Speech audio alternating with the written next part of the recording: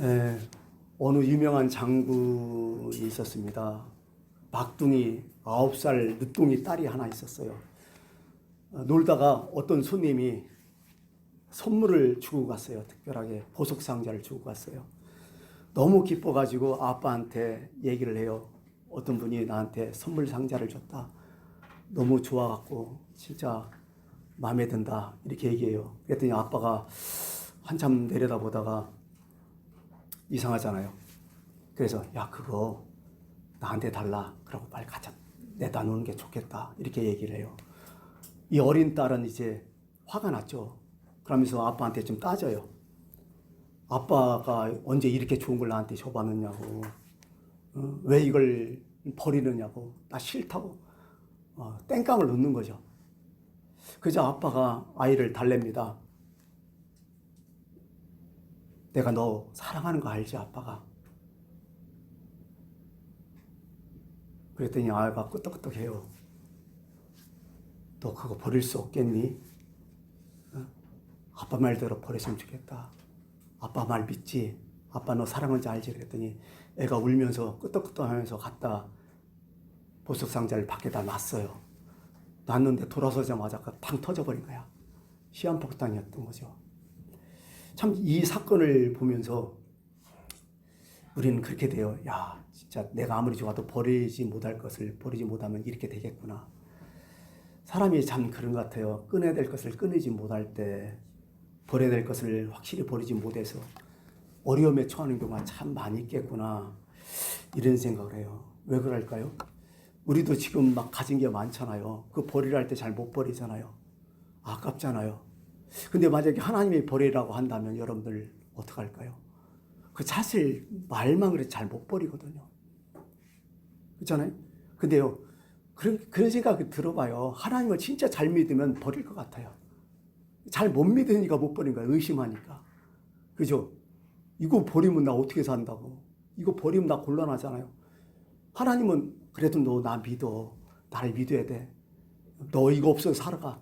그래도 우리는 못 버려요. 그게 출애굽기를 당하면서 이스라엘 백성들이 봤던 거고 우리의 삶이 아닐까 이런 생각을 참 해봅니다. 우리는 참 이게 알량해요. 내 스스로 생각해도. 우리가 지금 하나님을 믿는다고 하잖아요. 근데 돈이 갑자기 생기면요. 은근히 돈을 믿어버려. 그게 마음이 가글러. 왠지 모르게 든든해. 하나님 없어도 살 것 같아. 건강 없다가 건강을 조금이라도 회복하면 이것도 건강 또 믿네. 하여간 나한테 조그마한 능력 있으면 그걸 자꾸 믿으려고 해요. 의지하려고 하고 이게 사람의 성격이지 않을까 그런 생각이에요. 우리는 맨날 출애굽기 생각할 때 이런 경우죠. 이스라엘 백성들이 출애굽기에서 금송아지 만들었잖아요. 그들은 금송아지를 믿은 게 아니라 하나님과 더불어 금송아지를 믿은 거예요. 두 가지 믿은 거죠. 오늘 우리의 신앙 양태가 똑같아요. 하나님을 믿되 또 다른 거 믿고 있거든. 그 모습이란 말이에요. 우리가. 그들이 하나님을 버리고 금송아지만 믿은 게 아니거든요. 성인이 아니거든요. 아마 우리는 그런 모습이 아닐까 이런 생각을 하면서 참 우리의 믿음을 다시 한번 뒤돌아보게 됩니다. 분명히 믿음은 그래요. 믿음은 하나님이 주시는 선물이라고 얘기하잖아요. 우리가 은혜로 말미암아 선물 받았잖아요. 그죠? 예. 근데 이 선물도 선물 차이가 있다는 거죠. 저는 항상 믿음을 그릇으로 좀 생각을 많이 하는데요. 뭐가 선물이 될까 생각해 보니까요. 선물 받고도 깨닫지 못하면 선물이 안 돼요. 누가 선물을 줬는데 이 귀중한 것을 깨닫지 못하면 절대로 선물이 안 되는 거예요. 뭐 이런 걸 줬냐고 이런 식으로. 결국 뭐냐면 내가 하나님의 은혜를 깨닫는 만큼 선물이 나한테 온다는 거야. 이미 하나님의 선물이 우리한테 엄청 왔지만은 문제는 내가 깨닫지 못하는 거야. 그러면서 맨날 줬느니 안 줬느니 뭐 어쩌느니 하잖아요. 참 그게 우리의 문제가 아닐까도 이런 생각도 해보고요. 또 한 가지는 우리가 믿음이 있지만은 이 믿음에 문제가 있어요. 물론 성경에도 그 그릇에 대한 비유가 나오잖아. 금그릇, 은그릇, 뭐 나무그릇, 질그릇 쭉 이야기하는데 참 믿음에도 그릇이라는 거죠. 어떻게 보면. 근데 우리의 문제가 뭘까? 그릇이 있는데 이 그릇이 병들었어. 쉽게 말해서 성경 얘기하면 거기에 오염물질이 있는 거야. 그러면 거기다 뭘 담아줘도 이게 변질돼 버려. 문제가 항상 터져버려. 그러니까 하나님이 주고 싶어도 못 주는 거예요. 더 좋은 걸 줘도 그거 먹으면 어떻게 변질돼 버리는데. 우리 믿음을 되돌아보면서 참 우리의 믿음의 그릇이 문제가 있지 않을까를 늘 되돌아보고, 또 한 가지는 우리의 믿음의 그릇이 깨진지를 모르고 있을 때가 많아요. 특히 어떤 경우냐면요. 여러분, 그릇이 깨졌다면 어떤 경우죠? 샌다는 거 아니야. 그러면 대부분 신앙생활 할 땐 그런 분들이 있어요. 한참 은혜 받고 막 주님 앞에 주여 주여 하고 막 뜨겁게 하다가 또 금방 없어지는 사람이 있어요. 이거 믿음의 그릇이 깨버린 거야. 싹 사라져버린 거야. 네, 그때뿐이야, 어떻게 보면. 그때 막 흥분해갖고, 이게 감정 충만이죠, 어떻게 보면. 그죠? 뭐 하겠다 하고 좀 가면 사그러지는 것. 성경에서 원하는 것은 일관성이거든요. 빵긋빵긋 별로 안 좋아해요, 하나님도. 그렇잖아요? 우리 다시 한번 들어봐요. 내 믿음의 그릇은 문제가 없을까? 이런 생각을 하는 거죠. 그리고 성경을 펼치다 보면요, 예수님께서 많은 병자를 고쳤잖아요.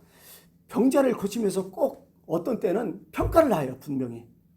예수님께서 공통적으로 하신 평가가 뭐예요? 믿음 문제였어요, 항상. 그렇잖아요?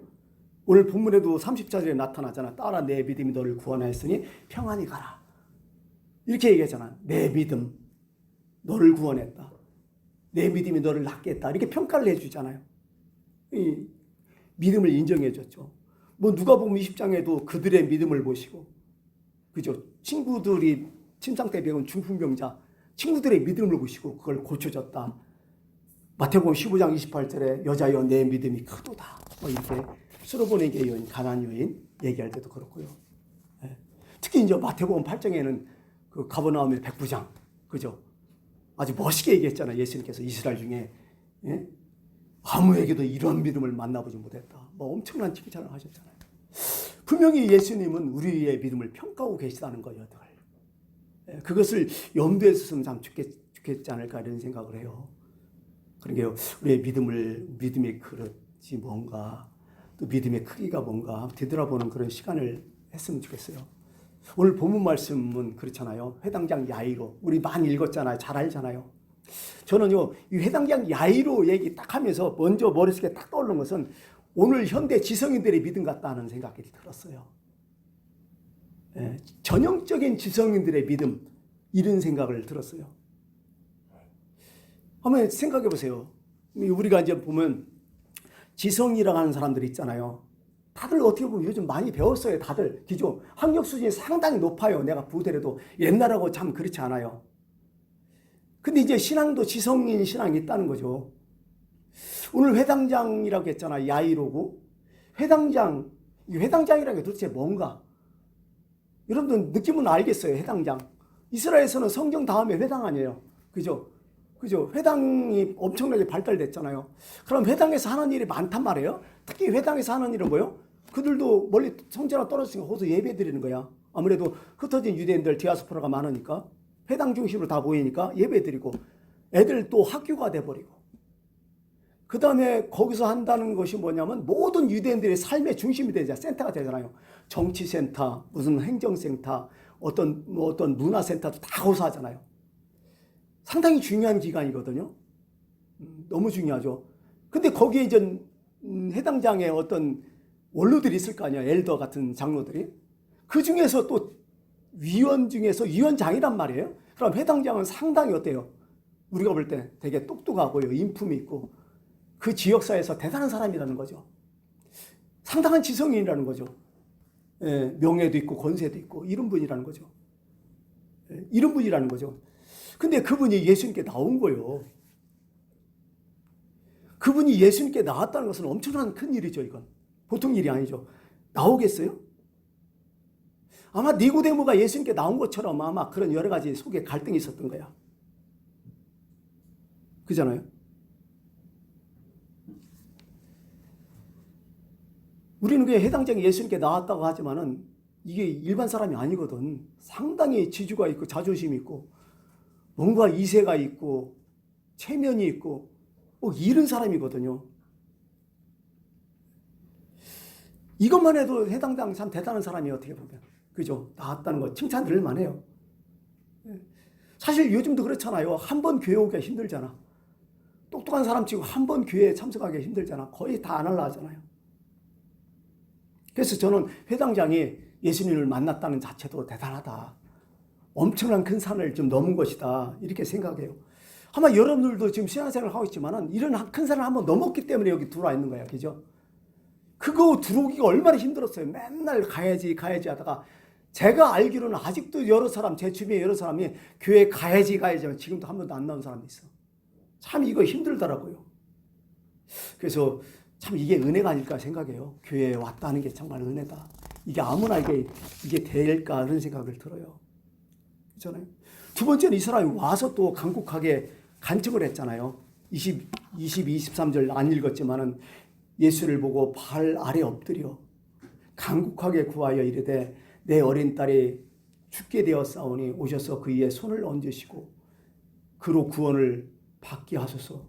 무슨 양이 간청을 했다는 거죠. 막 무릎 꿇고. 그죠? 이 야이로한 사람은 왜 예수님께 왔을까? 이 사람이 믿음이 있었느냐? 아닐 거란 말이에요. 좀 전에도 얘기했지만 자존심 셌을 거란 말이에요. 체면도 있고 있음도 있고요. 그 다음에 이런 사람들이 거의 다른 사람의 평판에 무진장의 신경을 많이 써요. 사실은. 그렇잖아요? 예수님에 온 이유가 뭘까? 니고데모처럼 스스로 온 것도 아니고 뭔가 있어다. 아까 이제 말씀했듯이 사건이죠. 그죠? 사건이라는 거죠. 절박한 사건. 그것이 12살 먹은 딸이 당장에 죽게 생겼다는 거예요. 이런 절박한 사건 때문에 예수님을 찾았다는 거죠. 보편적으로 그런 것 같아요. 신앙생활이. 여러분들 우리가 예수님을 하나님을 언제 가장 많이 찾아요? 능력의 한계를 느꼈을 때. 그죠? 절박하잖아. 나의 무능을 철저히 깨달았을 때. 사실 이거 깨닫는 게 쉬운 게 아니에요. 평범할 때는 몰라요. 문제가 터지니까 이제 그때 나오는 거죠. 어떻게 보면 이것도 하나님의 은혜가 아닐까 하는 생각을 가져봅니다. 그게 절박한 것 때문에 지금 예수님께 나왔다는 거죠. 12살 때 이제 죽었어요. 12살이면 성인이잖아요. 왜 성경에 12살 그냥 기록됐어요? 다 컸잖아요, 이제. 얼마나 좋아요. 근데 그 딸이 죽으니까 아무리 고집센 회장당이라도 예수께 안 나올 수가 없던 거죠. 그 이효룡 교수님도 그렇잖아요. 자기 딸 이민아 목사님 때문에 신앙생활을 하기 시작했잖아요. 성경에도 해박하신 분이 잘 안 나왔잖아요. 지성인의 믿음이 아마 그럴지 않을까 하는 생각도 참 해봐요. 예. 사건이 터지니까 자기의 이성적인 판단, 합리적인 거, 상식 다 떠나버려요, 사람은. 사람이 이렇게 참 무능하고 아무것도 아닌데 왜 모르는지 모르겠어요. 꼭 그냥 코앞에 닥쳐야 그때 깨닫고 미리 좀 깨달으면 안 되나 이런 생각도 좀 해봐요. 참 어떻게 보면 그렇습니다. 그래서 이제 곰곰이 생각해봤어요. 우리의 문제도 되기 때문에 지성의 특징이 뭘까? 지성이란 뭐예요? 감정이 앞서는 사람 아니에요, 분명. 그죠? 따질 것 따지고 의심하고 본인이 확인하고 그게 지성이란 말이에요. 논리적이고 합리적이고. 그죠? 그게 맞아야 마음이 움직이는 것이 지성인의 그 모습이란 말이죠. 근데 지성인의 또 맹점도 많아요. 보니까. 뭐냐면 지성인들이 좀 교만해요. 우리가 봐도. 왜 그럴까요? 아는 게 많다는 거야. 경험점 판단을 뭐라고 하냐면 우리는 편견이라고 해요. 자기가 경험해보면 편견이 없거든. 근데 자기가 아는 그런 지식 갖고 자꾸 편견이 심한 것 같아. 배우면 배울수록 이상하게 편견이 심해지는 것 같아요. 제가 그래요. 제가. 경험 전에 판단이 너무 이상해. 실제적으로 닥치면 저도 똑같은데. 또 한 가지는 이게요. 알면 알수록요. 사람이 용감해지는 게 아니라 더 소심해지고요. 용기도 없어요. 우리가 웃긴 얘기로 무식하면 용감하다고 하잖아요. 알면 알수록 이상하게 더 사람이요. 비겁해져요. 그래서 요즘은 알아서 더 문제 있는 사람들이 많아. 차라리 좀 못 배웠으면 더 순수해질 텐데 그렇지 않고 좀 안다는 것 때문에 자꾸 비복하고 나서지도 못하고 자꾸 숨어 살고 뭐 안 되고 참 요령 피우고 그런 게 많거든요. 하여간 지성인은 강점과 단점이 분명히 있는 것 같아요. 근데 지성인이 오늘 말씀대로 깨지는 순간은 뭐예요? 예? 발등에 불 떠지면 다 깨져버려. 이 당시 예수님 평판이 어땠어요? 크게 생각하면 두 가지요. 갈릴리에서 무슨 선한 것이 날 수 있겠느냐, 이런 평판이 있었단 말이에요. 그죠? 무슨 갈릴리 총구석에서 그 변방에서 무슨 그런 사람이 나오냐, 말도 안 된다, 이런 평판이 있었고 출신이 아주 안 좋았죠. 두 번째는 예수님 평판이 뭐였을까요? 먹기를 탐하고 포도주를 즐기는 사람이요, 세리와 죄인들의 친구라고 얘기했어요. 아주 형편없다는 얘기죠.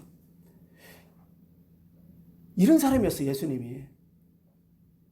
요즘도 뭐 우리가 생각하기를 개독교 얘기하잖아요. 교회에 대해서 평판이 되게 안 좋잖아요. 이것보다 더 심했겠죠. 근데 이것을 깰 수 있는 것이 뭐예요? 자기 발등에 떨어진 불이요, 깨져버린다는 거죠. 아무 소용이 없다는 거죠. 가장 큰 문제가 뭐예요? 지성인들이 아까 얘기했지, 이성과 체면이에요. 이거 참 어려워요, 제 생각에도. 지금 남자들이 한국교회는 많이 없잖아요. 왜 한국교회 남자들이 예수를 잘 못 믿냐? 무슨 이유겠어요? 이성과 체면이 가장 많아요. 그건 뭐 자존심. 그죠? 성경에도 나오잖아요. 자존심 못 굽혔던 사람이 나하만 장군, 열왕기 상서 5장에, 그죠? 아람 군대 장군. 그 당시에 최고의 강대국이었잖아요. 그 팔레스틴 지역에. 두 번째, 왕 다음에 두 번째 인물이었고. 근데 문둥병에 걸렸고. 근데 이스라엘에 끌려온 그 종 때문에, 그 여자아이 때문에 그 소식을 듣고 엘리야 선지자를 가게 되잖아요. 그러면 여러분, 나만 정도 되면 그 자신의 레벨이 있잖아요.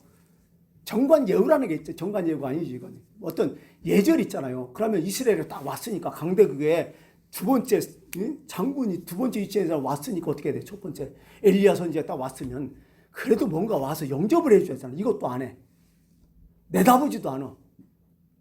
또 두 번째는 뭔가 이 병을 고치려면 뭔가 격식 있는 품위 있게 좀 고쳐줘야 될 거 아니에요. 갑자기 내다보지 않고 저 요단강에서 7번 목욕하라고 말아버려요. 이게 나하만 장군이 열 받은 거죠. 자기 체면이 이게 뭐냐고. 돌아가려는데 부관이 말리잖아요. 그러고 나서 요단강에서 목욕하고 고쳤잖아요. 이런 게 우리한테도 있다는 거야, 이게. 남 얘기가 아니에요. 나하만 장군 할 때는 우리도 이런 게 있었겠구나, 이런 생각을 해요. 참 어떻게 보면 남자들은 체면과 이심이 더 강한 것 같아요. 물론 여자도 있겠지만요.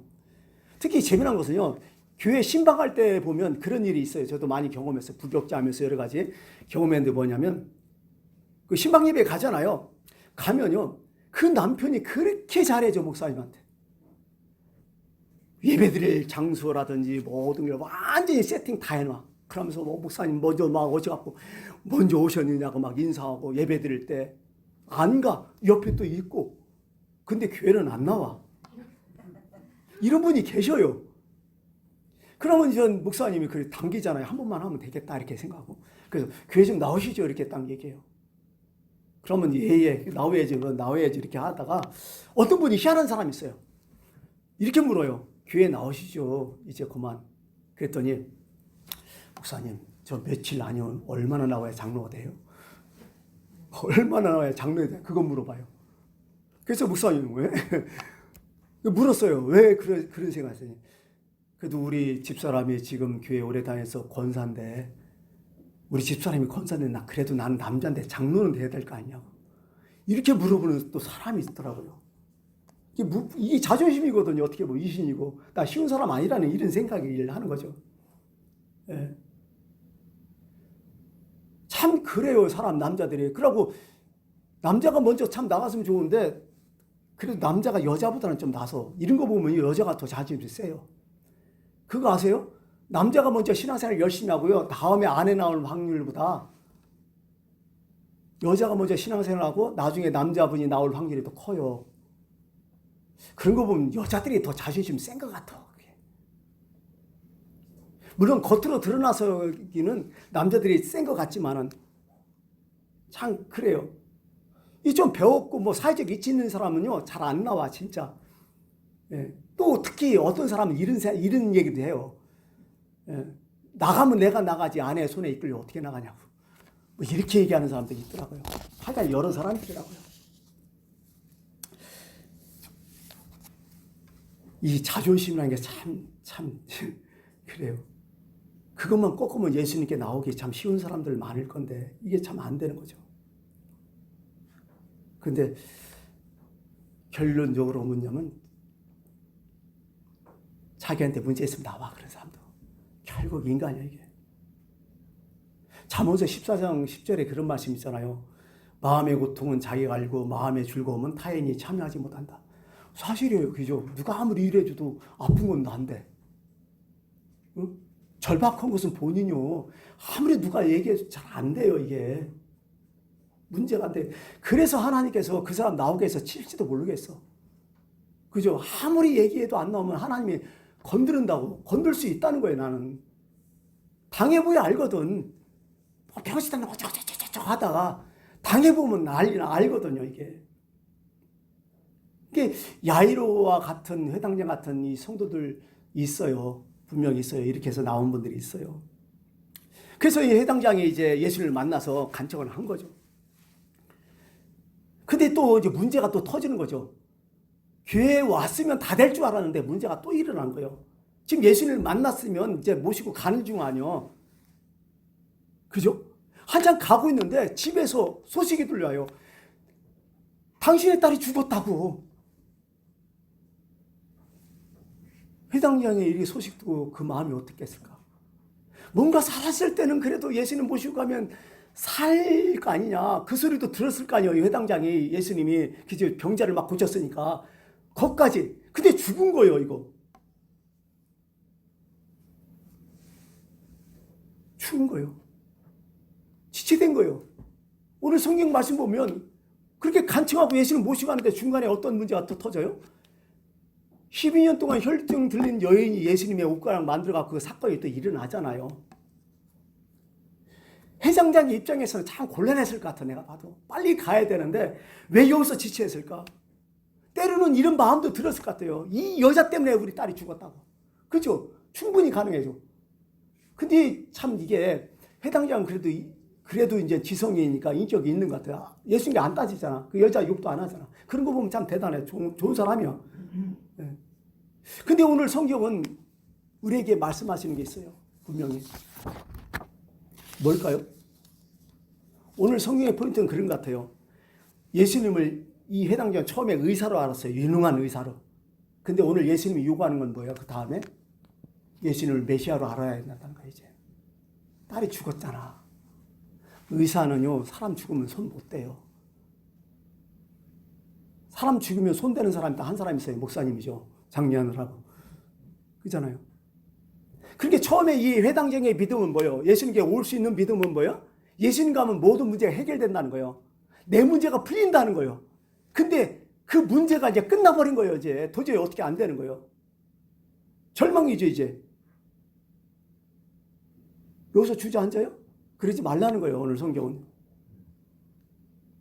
그러니까 어떻게 보면 우리도 지금 여기 중에 그런 믿음이 있을 줄 알아요. 오늘 믿음 얘기잖아요. 예수님이 나의 문제 해결사라만 알고 있는 사람들은 분명히 이런 문제 또 당해요. 예. 실질적으로 예수님이 원하는 믿음은 메시아예요.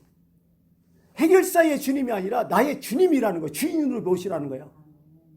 오늘 코로나19로 인해서 많은 사람들이 지금 안 나오고 있잖아요. 물론 바빠서 안 나오는 사람들 많아요. 이 여파 때문에 더 바빠가 문제 있어서 안 나오는 사람이 많고, 또 두 번째는 오래 살려고 안 나오는 사람도 있어요. 분명히 많은 교회가 있어요. 과연 예수님은 어떻게 생각할까? 어떻게 보면 참 이게 알곡과 쭉쭉 나누는 그런 과정이 되지 않을까 그런 생각도 해봐요. 좀 싸가지 없는 얘기지만은, 그죠? 그런 마음도 있어요, 사실은. 참 이런 얘기가 또 있어요. 나사로 얘기가 그 얘기 아니에요. 나사로도 병들었잖아요. 근데 예수님이 일부러 안 갔잖아요. 그리고 나사로가 죽었다는 소식이 들려오자 그때 갔잖아요. 마르다가 마리아가 집에 있다가 얼마나 속상했겠어요. 빨리 오시랄 때 좀 오셨지. 일부러 지체했으니. 그래도 언니라고 마르다 나가서 예수님을 영접하는데 마리아는 집구석에 있잖아. 그냥 아주 속상해가지고. 근데 마르다가 그렇게 얘기했잖아요. 주님이 여기 계시더라면 우리 나사로가 죽지 않았겠다. 예. 그러자 예수님이 뭐라고 해요? 내가 내 말을 믿으면 하나님의 영광을 보리라 하지 않나. 오늘 이 야이로에게도 나오잖아요. 두려워하지 말고 믿기 말아라. 여러분 이거 정말 믿을 수 있는 거야? 믿는 만큼 되는 거죠. 오늘 그런 문제가 있어요. 분명히 우리한테는 문제가 생겼어요. 그래서 주님 앞에 문제를 해결하려고 막 기도도 많이 했어요. 근데 문제가 더 꼬이고 더 문제 있고 완전 박살나버려. 근데 주님은 그러니까 시험 들지 말고 그냥 두려워하지 말고 믿기만 해. 이거 믿을 수 있냐고요 이게. 오늘 주님은 그 믿음을 원해요. 네가 나의 해결자로 생각하냐? 아니다. 나는 너한테 요구하는 것은 나를 주인으로 여겨라. 나를 메시아로 여겨달라. 진정한 주님으로 여겨달라. 그럴 수가 있어요 오늘. 그 믿음이 아니면 진짜 힘들어요 우리가 믿음 생활하기 요즘은. 언제까지 해결자 하겠어요? 정말 다니엘의 친구들에게 그리하지 아니할지라도 이런 믿음이 너무 필요한 것 같아요 요즘은. 내 문제가 해결되지 않아도 오직 주님만이 나의 구원이시오, 나의 메시아, 나의 전부이다. 이런 문제가 너무 우리한테는 중요할까 생각해요. 그래서 오늘 믿기만 하라, 두려워하지 말고 믿기만 하라. 이 말을 마음에 꼭 들여야 됩니다. 한번 우리 믿음을 한번 다시 한번 반성해 보세요. 내 믿음은 어떤가? 내가 지금 어디까지 믿고 있는가? 나의 믿음은 어디에 근거한 것인가? 내가 행복하다, 불행하다는 것은 어디에 근거한 것인가? 할 수 있다, 할 수 없다는 것은 어디에 근거한 나의 판단인가? 주님은 우리한테도 무진장의 믿음을 강조하겠어요. 도마에게 얘기했잖아요. 차라리 나 만져보고 믿음 없는 자가 되고 믿는 자가 되라고. 제발 믿어달라고. 나의 주인을 좀 믿어달라고. 정리할게요. 회당장 야이로 예수님께 온 것도 대단하죠. 그때 왔는데 자기의 목표한 바가 없어졌어요. 끝나가 버린 거예요. 그런데 그 순간에 예수님이 또 요청을 해요. 두려워하지 말고 믿기만 해라. 이거 받아줘라. 그것까지가 진정한 믿음이 아닐까 이렇게 생각을 합니다. 나 이성적인 판단, 지성 때로는 십자가에 못 박고 진정 주님이 그렇게 말씀하셨으니까 나의 모든 것 다 내려놓고 한번 믿어보시는 여러분들 꼭 되기를 바라겠습니다. 기도하겠습니다. 두려워하지 말고 믿기 말아라. 나는 부활이요 생명이니 나를 믿는 자는 영원히 살겠고 무릇 살아서 나를 믿는 자는 죽지 아니하리라. 이것을 내가 믿느냐? 주님 말씀하셨듯이 오늘 이 말씀을 보면서 우리가 다시 한번 우리 자신을 되돌아보게 도와주옵소서. 나의 믿음은 어디까지 왔는지, 나의 믿음의 근거는 무엇인지를 꼭 반성하며 자신을 되돌아보는 신앙생활 되게 도와주옵소서.